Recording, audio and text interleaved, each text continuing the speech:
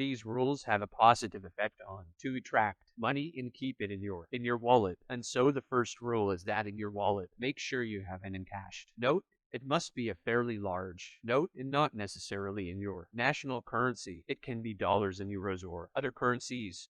The main thing is that this bill is always in your wallet and you never buy anything with it so that you won't be tempted to change it and spend it to buy something. I suggest that you separate it from the other bills and put it in a separate compartment or a compartment that and forget about it. The second rule is to maintain a hierarchy in your wallet. To keep money in your wallet, it's imperative that your wallet hierarchy of bills in your wallet from the very beginning. And it is very important that the largest, you should have the largest denomination, and then smaller and smaller and smaller and smaller, and in a separate compartment. You can have small coins or change. The smaller bills, like if it's $1, it's $10 and $50.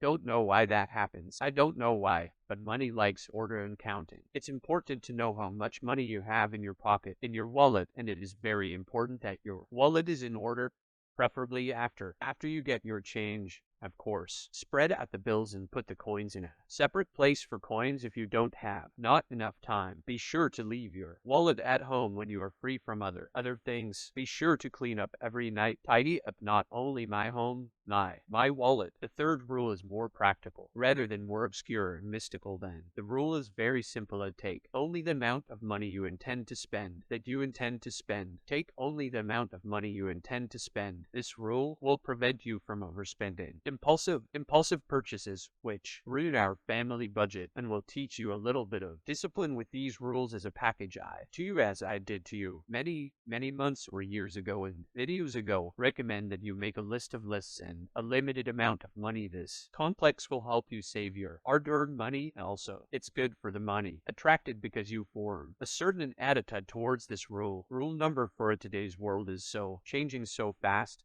and money today is not the same money it was 100 years ago. And paper money is not the same money it was 100 years ago. Wallets have been replaced by plastic. Cards are very convenient on the one hand, but on the other hand, it's the greatest evil, because spending money with plastic cards are much easier for us psychologically. We don't feel them, we don't touch them, we don't have the very tactile sensation of recalculating the amount we give to the salesperson or the change, and the process of the money flying out of our wallet happens in a very unconsciously and very gently. Of course, it hurts a family budget because it's better for us to feel every purchase that we make, especially if it's a big especially if it is a large purchase. I recommend that you withdraw money from at an ATM and pay with a limited amount of cash, or if you don't have that option, make sure you keep expense log, which I've already done. Set as soon as you become aware of your expenses.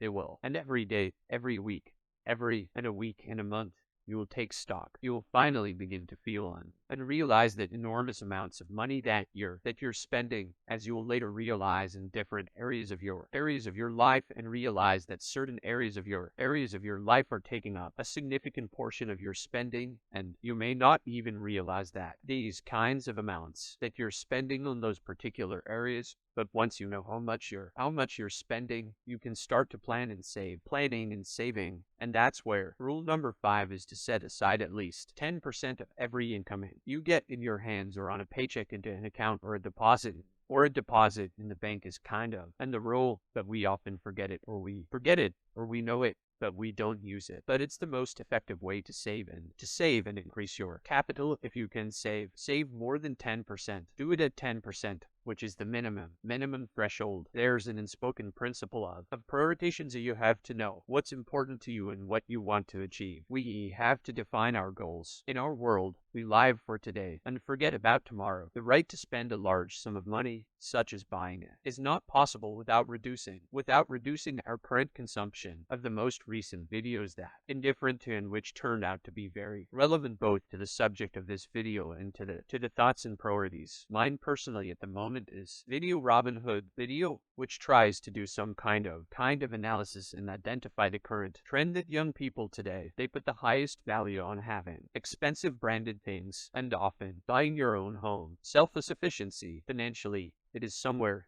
so to speak, not on the priority for young people, and it is important to show their status It is important to stand out from the crowd, and so is the brand. Companies create their advertising campaigns, take advantage of this kind of dependence on the opinions of young people and offer them a range of products that they willing to buy because these products are status products that a person is supposedly able to afford these expensive products when in fact these purchases are not rational and that person's standard of living at all. The situation is that a person appears to be someone, but that person is not so. Think 100 times to buy some branded thing, another perfume, that what is fashionable this season, newfangled gadgets, or you should already about the future and start saving for your own car and apartment, education and self-improvement. It all depends on prioritizations. But I think I'm being watched. Smart thinking people, and I think this video has been useful to you and at the very least make you think about your life and your behavior. Interesting to read your comments on what you think about it, and of course if you the video, let me know.